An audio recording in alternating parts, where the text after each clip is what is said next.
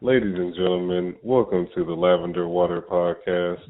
I am your host, Matthew Williams. Today I am being joined by a very dynamic character back from where I'm from in Cincinnati, Ohio. His name is Yahezequiel, and he gets very active for the community. Apparently, he gets very active in the hip hop internet sphere, getting rappers blocked and canceled and called out. He's an owner of a tiny home. He is big on gardening and teaching people how to grow their own food, make their own kombucha. Are you into the mushrooms as well? I am big into the mushroom cultivation. Yeah, so, ladies and gentlemen, give it up for my guy, Yazi. Hey, thank you, man. Appreciate you so much, brother, for even thinking about me and fucking inviting me on this. I be shooting my shots with people like, hey, I'm available right now, and I really appreciate you responding. For sure. I seen that you were working on a podcast as well, so I wanted to catch you before you got into motion with that. Man, because you're smart.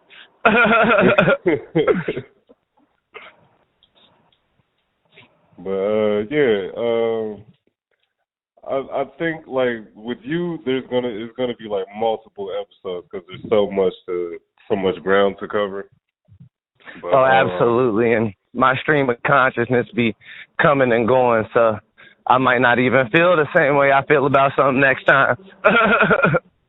Hey, we're always growing, we're always changing, and that's human. Absolutely. But like mainly the things I'm really interested in is like the tiny home because like I've seen that journey on Facebook, and I think for those who don't know that to be an alternative to living and housing yourself, I think it's something interesting to hit the people with today. Yeah, absolutely. I'll start off, honestly, I like to start off just with the nitty gritty. So I'll start off with my personal, journey, because Hannah she's the one that did the plan for it, did most of the big construction for it. So how I like to kind of say we did it, I'm a hammer. You can go to any Home Depot or Lowe's and you can pick me up, but she's a construction company. You can't just go anywhere and be like, I got a construction company. Nah, I'm a 1 in a million tool. She is a 101 tool. And so I always like to start it off with that because we just live in such a misogynist world that everybody always looks to me first like, oh, how'd you do it? I'm like, yo, that's the woman in the relationship actually did most of the heavy lifting for this, if not realistically 75-80% of it, where the super intense stuff is what I helped on. But I always got to give credit to Hannah first and foremost, and I want people to understand how cold she is for accomplishing this. I was just a helper. Let's give a hand to Hannah. Woo! Let's go.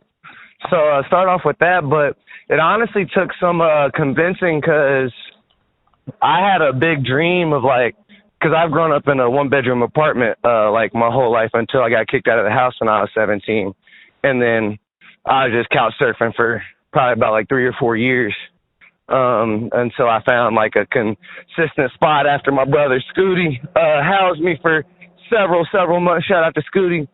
And so I had this dream of having this yeah, you already know Scooty Puff. So the VOX plan actually helped save my life a bunch. But I had this really, really big dream of having this huge ass house. I always wanted a big ass house because I never had that shit. So whenever I used to go to people's houses who was big as fuck, that's always what I thought I wanted. And so this is when I was drinking as well. So I had all these really gnarly anxieties that I wasn't communicating to her until I got blacked out drunk. And then I would communicate those to her in very, very non-productive ways via blackout. So that's actually how the journey truly began for me. It was very ugly, very, very ugly. And I almost literally kind of crushed her hopes about it because it was something she really wanted to do together.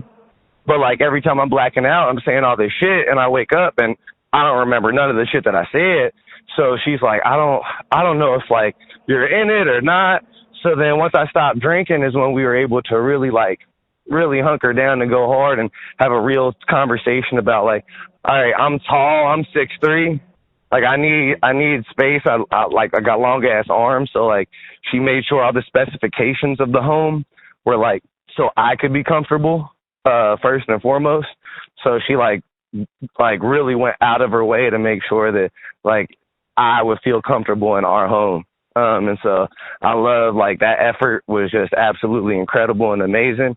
And then it took 3.5 years to build.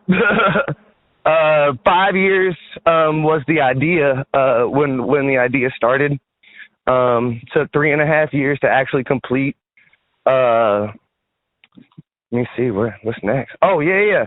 And we've been living in it the past 4 months. And honestly, it's been absolutely fucking amazing. Like I thought I wanted all this extra space, but I only delegate myself when I'm like in other homes to like 2 or 3 rooms at most anyway, if not just one for real, because I just make my little tent wherever, my little camp or whatever. So like space wise, it's like it's not anything. I got the PS5 in there. We got the projector. I got my bongs in there. Like I you got hella the PS5 plants. in a pandemic? Huh? You got the PS5 in a pandemic? Absolutely. I traded some sneakers for it. Ladies and gentlemen, Yazi is the 12th person worldwide to own a PS5. Give it up. Oh my god. Bro, I can't believe how Sony doing this right now, fam. It's been out over a year, and they still being skep on it. I know they selling backdoor like Nike do. That's the only explanation. Yeah. Straight backdoor into the scalpers. I remember before it dropped, Travis Scott took a picture on Instagram with just a controller. So like, if they ain't got no games 2 years later, he definitely didn't have a PS5 game before it came out. Bruh, thank you. Bruh, we live in a time to where I feel like there's so much bullshit going on to where they know that they don't actually have to give any effort to the bullshit they feed us anymore. Yeah. They lazy with it. They like, oh no, this is the truth, and we all looking like, damn, y'all ain't even gonna give me a little bit of oomph to this lie. That's crazy. No more sugarcoating. Nah, fuck that. That passive aggressive shit is for the fucking birds. But yeah, it's beautiful that you acknowledge the woman in your life as the brains and the motivation behind the operation. Because in the patriarchy, usually as a man, it's like, hey, you know how it go, bro. I put it together. You know how I do it. You know what I'm saying? And it's also beautiful to construct a project and go through with the project with somebody that you love. Yeah, like I ain't gonna hold you. It was definitely tough, and like we definitely went through our little trials and tribulations, but like it was really cool because we just got to like come to the like understanding that really no matter what like bullshit is going on and like how we may even like feel towards each other, like the only and solid thing is that we know and don't have to question is just like our love for one another. So when anything ever just gets like a little like stressful and we may not be communicating like well, not on the same page, the one thing that we both know is just like the love that we have for each other is always worth like pushing and working and fighting for. So that like building this house was just like super relationship building. Yeah. Yeah, y'all in it for the long haul with that one. Yeah, you can't. Oh, absolutely. There's no turning back at this point. But that's a beautiful thing, man, because, in this world today, you got people that's not kissing each other when being intimate. You got people that, hate the opposite sex or whatever. You know what I mean? Shouts out Kevin Samuels. Like it's a lot of division in the world, and it's like just come together. Just why can't you just love somebody? Yeah, straight up. That's like, I make my jokes about, relationship society in that world because I'm privileged enough to watch that shit from the outside and just be a, like, really opinionated motherfucker about it. Just because I'm like, damn, that's crazy. Y'all be going through these things. Like, y'all just, like, love somebody? Like, y'all want to, kind of figure out somebody, but I understand that we live in a time of transaction, and if one party or both parties, they don't feel at some point that the transaction is worth it, then it's time to move on to the next ATM instead of it. And it's crazy because like we not machines, and we ain't got money. Like we are not money. So it's just really, really fucked up, like even idea to just use each other as transactions. Not to say that we don't use one another. Like that's an absolute fact. Like we should utilize one another, but we shouldn't I like that better. We should utilize one another, but not use one another. And I feel like that's what the transactions are. If I don't find any use for you anymore, then I'm going to toss you to the side. But these uses to me, from what I observe, are always normally like really, really either like capitalist or just based on the physical things, not actually like talking about like real shit, like getting emotional.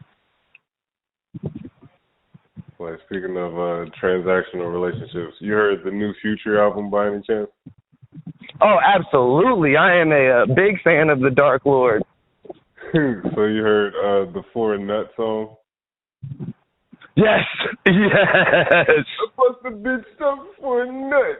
Like, that's as simple as it gets. Bruh, absolutely. Like, it's funny because I love the Dark Lord, only because he doesn't act like he's something else. He accepts the role as being all of the epitomes of everything that I say I find wild. What I respect about that is he does not hide from it. He just steps deeper into it. Whereas a lot of predecessors have just been perping about who they is on tape, and they realize they've been moving real Future-like, but they want to get on the tape and be like, all fucking, not even like conscious, but like act like they not ratchet as hell. And like that's the shit that bugs me. The Derek Jackson activity, giving people relationship advice for cheating on his wife. Yes. Ridiculous. Bro, it really is. Like, it really is. That's why, children out there listening, I'm trying to tell you, make sure if you just truly have a connection with somebody, man, woman, everything in between and outside, really, really value that motherfucking human being, because there's not a lot of people out there truly for you.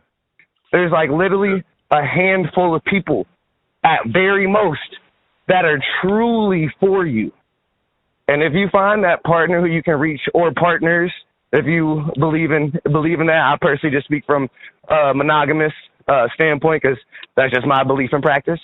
But even if you don't have a monogamous belief, you believe in polyamory or polygamy, if you find that person or people, I promise you, as long as they prove by actions and not words, by actions, that they are willing to show change, I feel like every single one of them people is worth fighting another day for.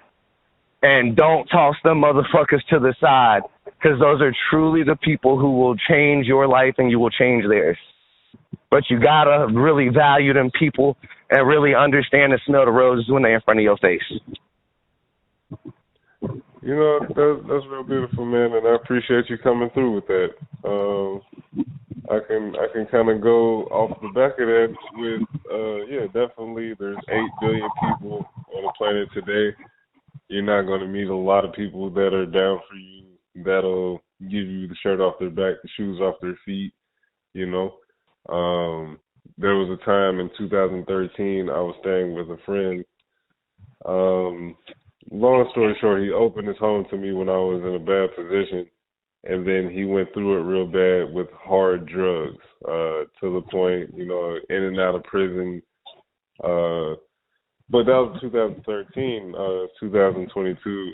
As of now, he's 2 years clean off of hard drugs. But it's like during that time of him going through it with the streets and the drugs and prison, it's like all the people that, you know, used to be around for him, they all turned their backs on him for the most part. And it's like, despite what he was going through, a lot of, you know, I couldn't be around for it. I had to make my life better. I had to focus on me and just pray that, you know, he did better for himself. And he did, you know what I'm saying? And I never, you know, because he opened his home to me in, you know, a really crazy time. And he was a younger person than me, you know what I'm saying, on top of that. So it was like, yeah, man, that's a true blue person in my life. And when they get themselves together, I'll still be there, you know what I'm saying? And here we are today, you know what I'm saying? So you got to stick with the people, you know what I'm saying? You can't judge nobody. I fuck with that. I fuck with that heavy, like for real. That's, you kind of just speak of, I was like, I experienced a very, very similar thing. It just, you know, homelessness and really, truly just being fucked up. And personally, like, I didn't understand too, but one thing that's crazy, especially with our generation, is how easy it is to accidentally become a drug addict. And so one thing that I personally did and several of my friends did is we all had this plug. This is from like 2012 to like 2014 or 2015. We was all on the Molly heavy, the quote unquote Molly, right? Yeah. We all like we're getting consistently from this dude, and we had like all the same feeling, like kind of aggressive, like grinding our teeth like together, like, you know, all that shit. Wasn't until literally 2015 we've been hitting the same plug up for 3 years. And he didn't have it, so we went to somebody else. Then we got, for the first time in our life, we got real Molly. And we actually felt like elated that we wasn't grinding our teeth. Like we was happy as fuck type shit. And we was all like, this is the best Molly I've ever had. Like, then we're like explaining kind of, you know, the feelings about the other ones feel.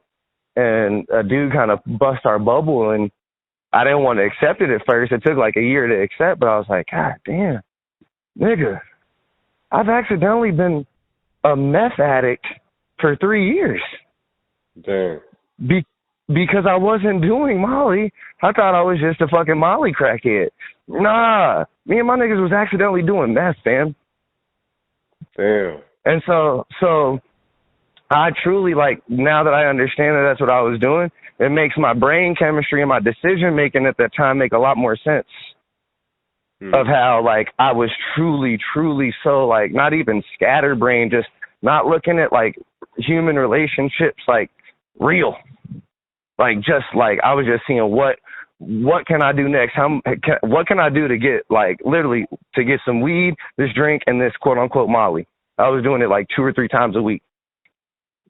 And so, literally, fucking 2015, I tripped off of 3 hits of acid, and I went to OU for their fucking Halloween party, and I absolutely lost my mind to the point I didn't have auditory speech, or I didn't understand what words were, and I reverted to a pure gorilla mode, and that actually really rewired and hardwired my brain, because I didn't want to do any of that anymore. Like, I really just wanted, like, to be around my friends only. Like, I just unlocked what was important to me after having, like, 8 consecutive ego deaths in, like, 12 hours.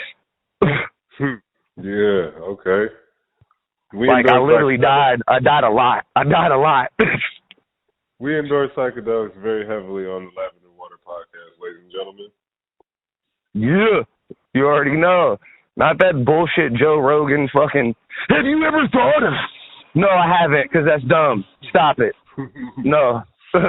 This shit actually legit, like, help rewire my damn brain so I could not, like, be fiending, because I we can lie to ourselves no matter what. If you are consistently doing that much of a thing you think you're doing, no matter what that thing is, when you know what it is, you was doing that drugs and you was a drug addict for that.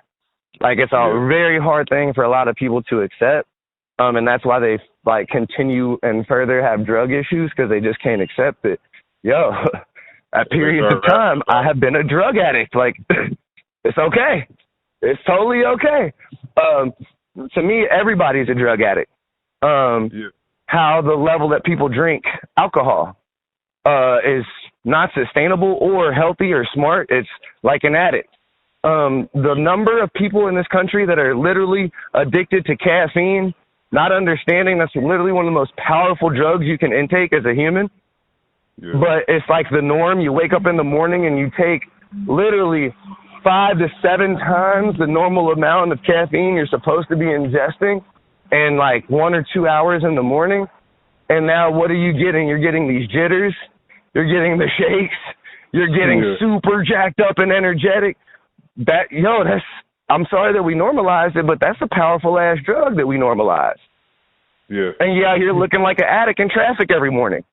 Man, it's crazy, like, because I'm personally not a coffee drinker, and I stopped drinking, like, dark sodas with caffeine a few years ago. Like, the last time I had a Pepsi, I felt like kooky, like, my teeth were gritty, like, I was like, I don't like this no more, man. But, it's like, because I've only stepped inside a Starbucks maybe, like, 2 times in my entire life, and it was always with somebody who drinks coffee, but it's like passing by them and looking at, like the clientele they accommodate. It's like, man, you were out here at the ass crack of the morning. It's like 5:45. You're in the driveway talking about some mocha latte, extra grande, espresso bean steamed bean poop. And you're like, oh man, I can't believe it's that serious. Is that good? Bruh, come on now. Like, all you got to do is just fancy up the drug, and people forget that it's a whole ass drug. It's just the culture.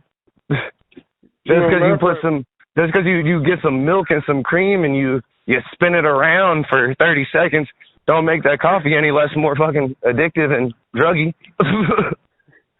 So to bring it back to Molly, actually, my first encounter with Molly, I never done it, but like back when all the rappers were talking about it, I'm living in West Georgia in 2012.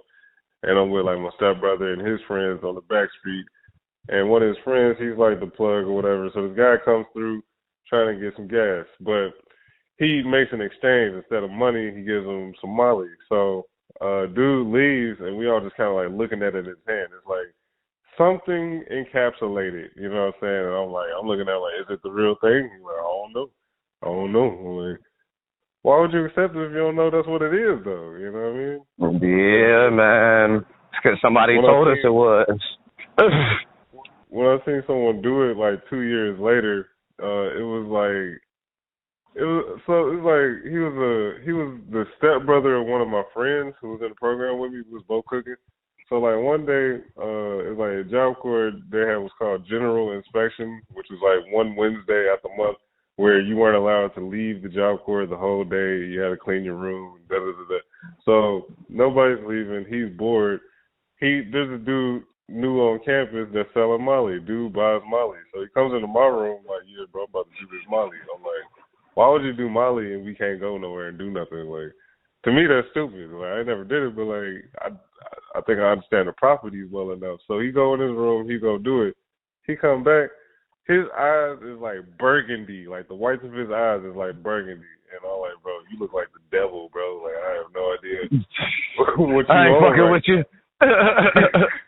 So like, he like pacing back and forth from my room, and I'm like, hey, bro, you got to get out of here with that shit, bro. Like, you make me nervous. So then, yeah, bro, you give me anxiety. He getting in trouble because one of he left some weed out in his room, so he got kicked out the program and stuff. Oh, bro, man, slipping, looking crazy, drugs. Bruh, I'm telling you, drugs, man, drugs are a powerful drug. Ask Talib Kweli, man. Drugs are a powerful drug.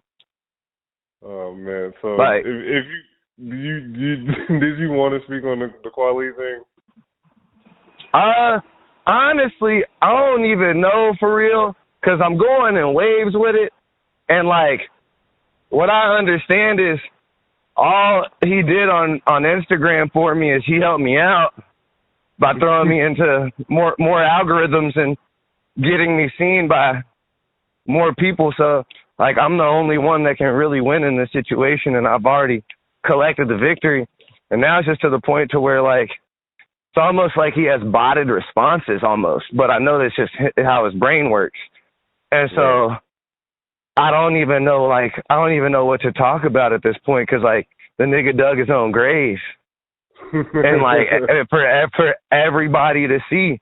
And, like, I'm just geeked up because it's a part of my whole plan, and this is one of the many little check marks that I'm trying to get to eliminate this celebrity worship, this idol worship that we're all on right now. And this is honestly just a part of me healing a lot of myself and my younger self from being enthralled in celebrity culture so long. Like, I used to worship in high school Kanye West.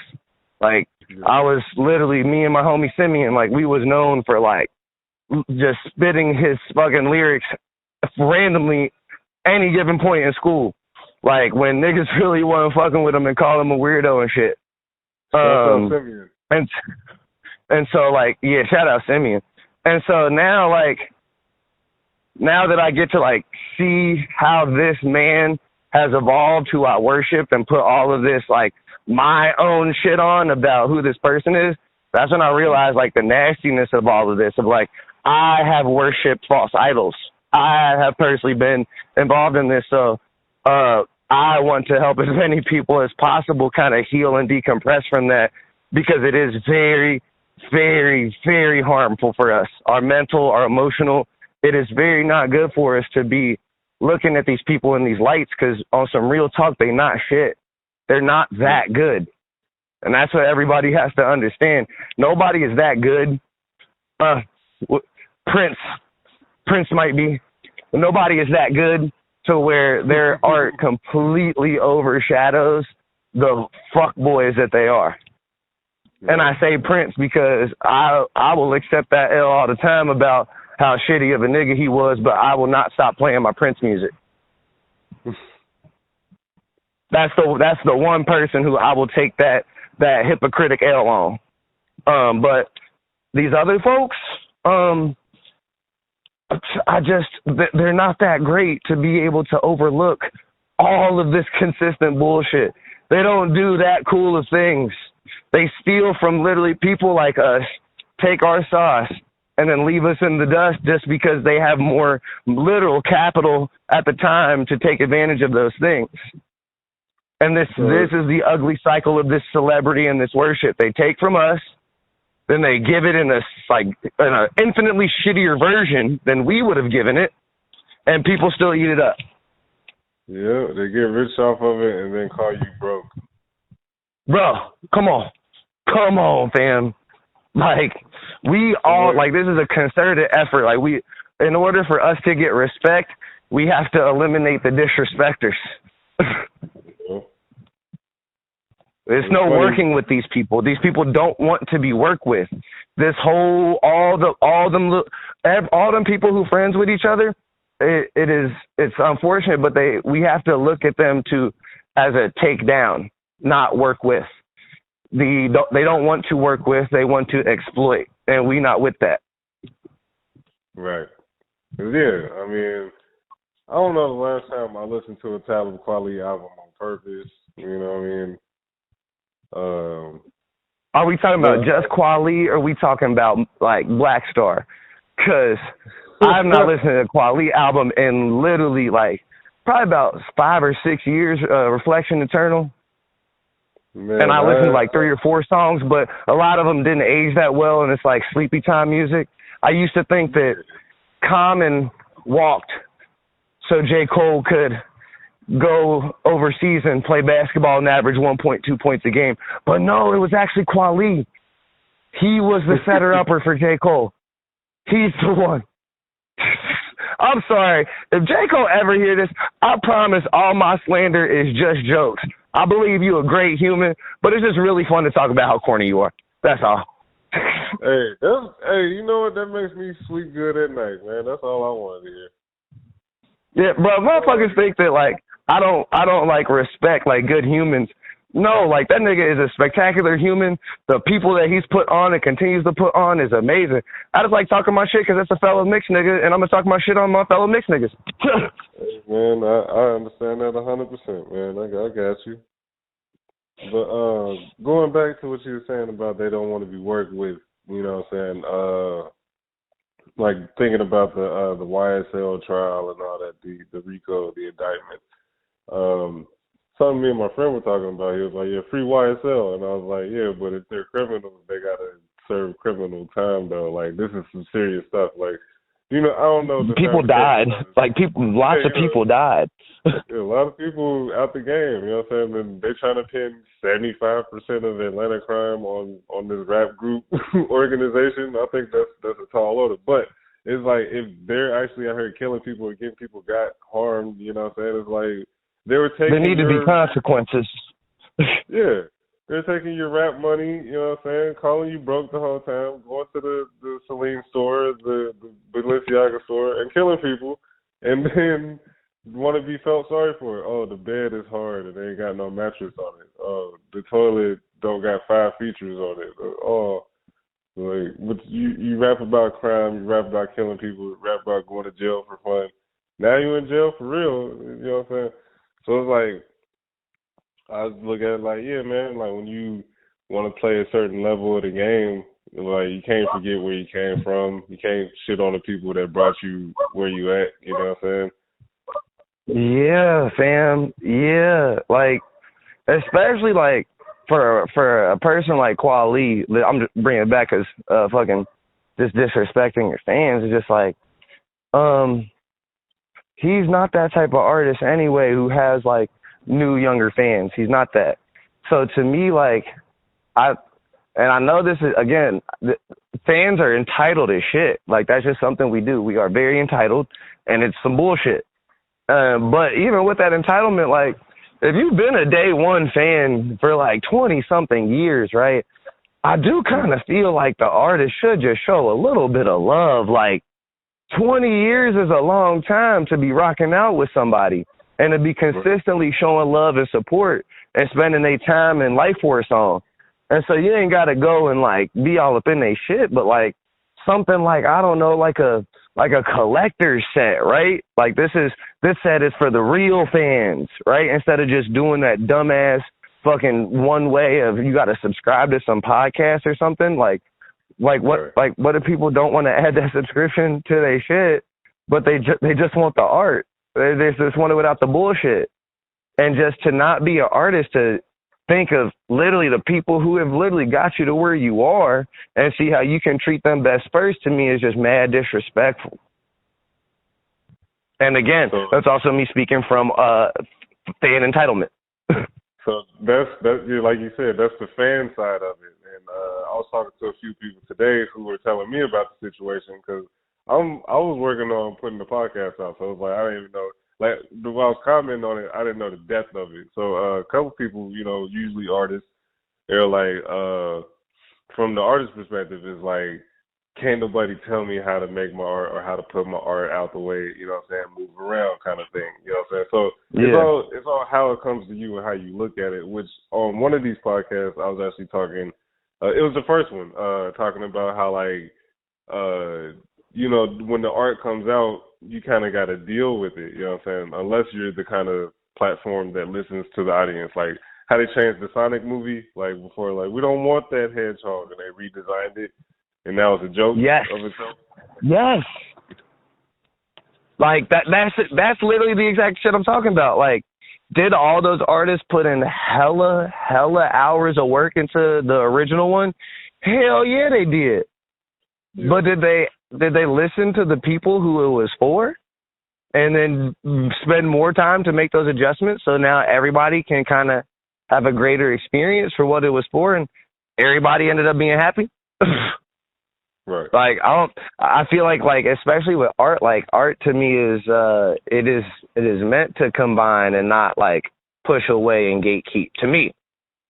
And so like when you set up those weird gates, I don't know, it just makes me a little itchy. I mean, yeah, it makes sense because it's supposed to be. It's coming from a source that we all come from. So to like say, no, only these two can look at it. Like, what's so special about these two people?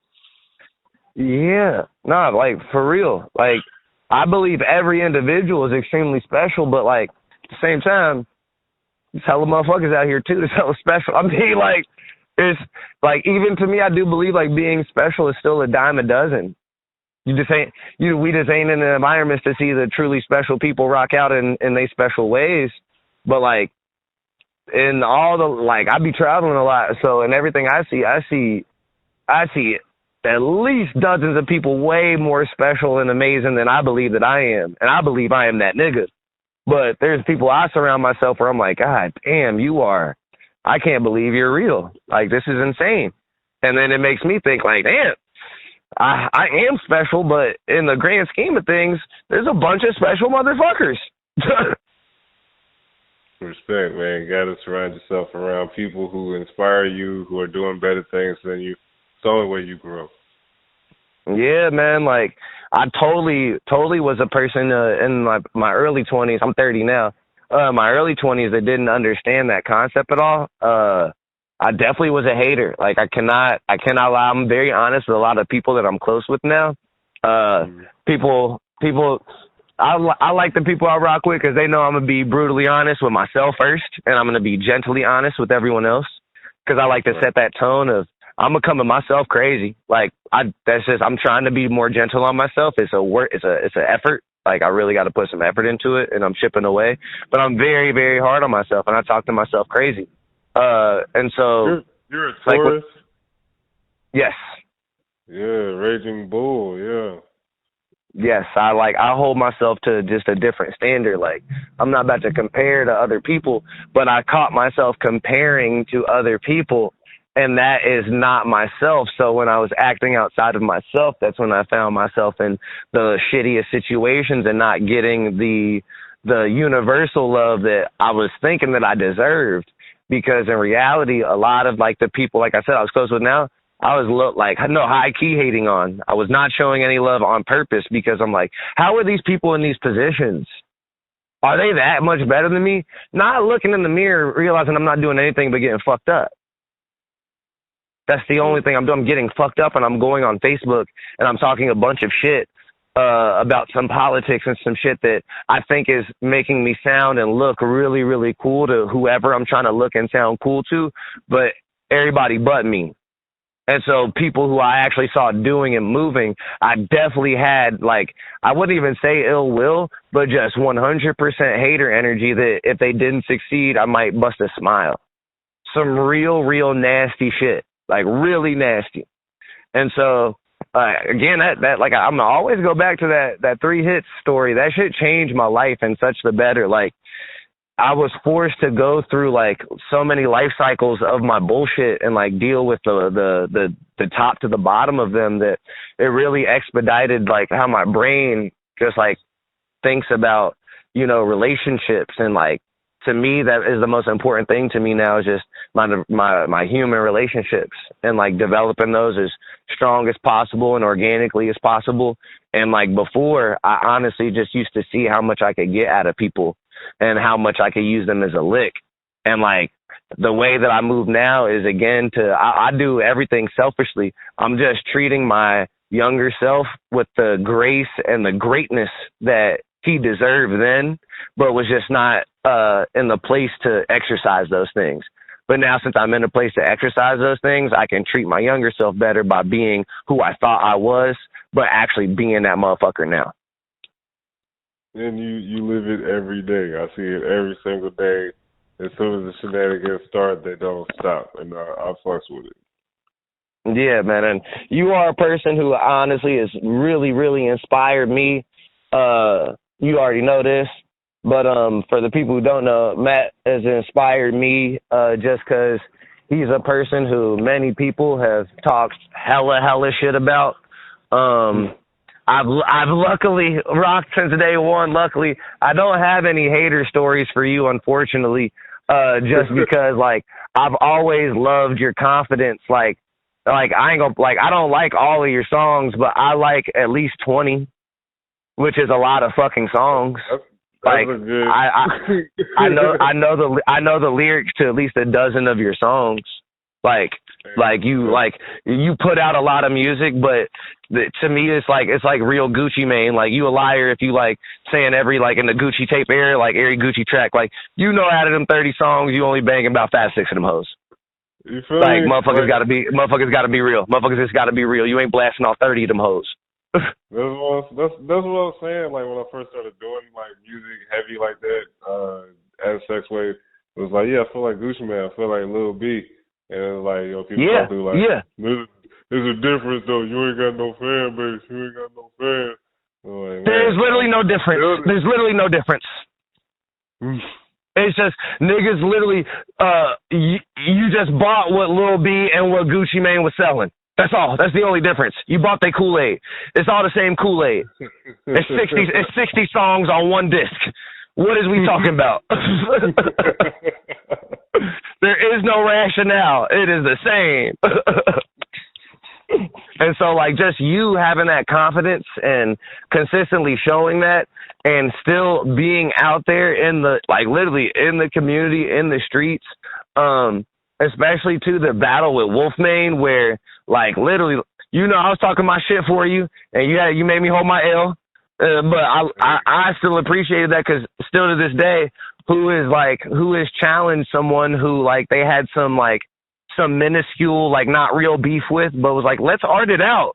Let's art this shit out. Let's not take it to no bullshit level.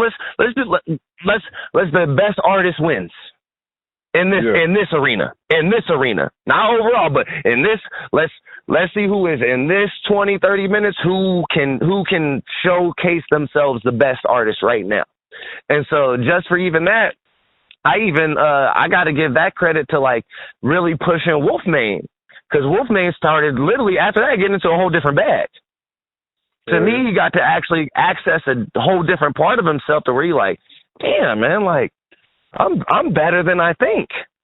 And so to me, that was even like, I look too deep into the situation, but I look at that situation as like a catalyst for a lot of things in this city. And I see a lot of the things that you've done in this city as just being like literally just like your Leo self and being like, no, I'm not going. I'm going to do it this way. I'm going to do it my way.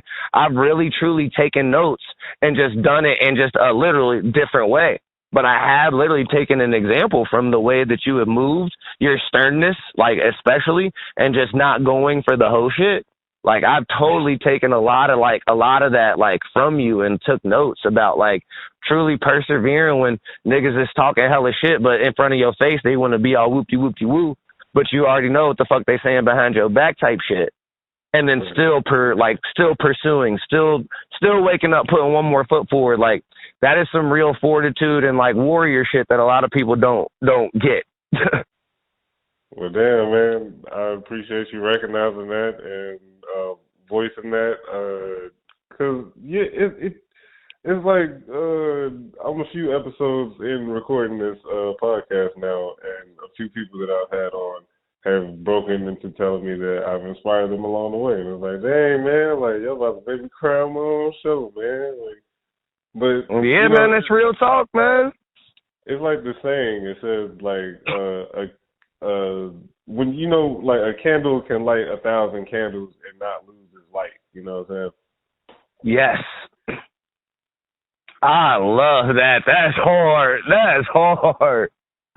That is crazy hard. Yes, I definitely feel like you are 100% a powerful candle. Cause like just like you moving how you move, it just shows that it's possible to live life like that. Like not like exactly how you live, but like just the way that you go about things. Like, damn, that nigga's still rocking. Ain't nobody stopping him. He's still just cooking. And nobody's stopping him. Shit, I might as well go try some shit. The fuck?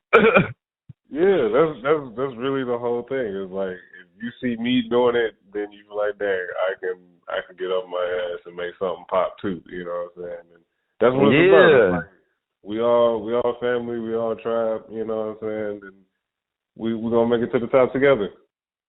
Man, 100, 100. But I hate to cut it short, but I do actually have to go because I have to go and do some things I can't mention on the podcast. Hey, it's perfect timing because I was about to say the same thing. I think this is a good time. I appreciate you Yeah, coming man. through. Hell yeah. You're welcome to come through for more installments. We would love to hear more from you about that mushroom culture, and we can have some psychedelic talk. Anything else in between. We can talk about shoes, anything for real. Man, I'm gonna be back 100%, man. I don't know. You got me cooking. You got me excited about talking and shit. So I love the vibes. I love the energy. I'm back in this motherfucker. All right, then. That's good to hear, man. Take care of yourself. All right. I love you so much, brother. Have a great fucking evening. Love you too, man. One love. Peace.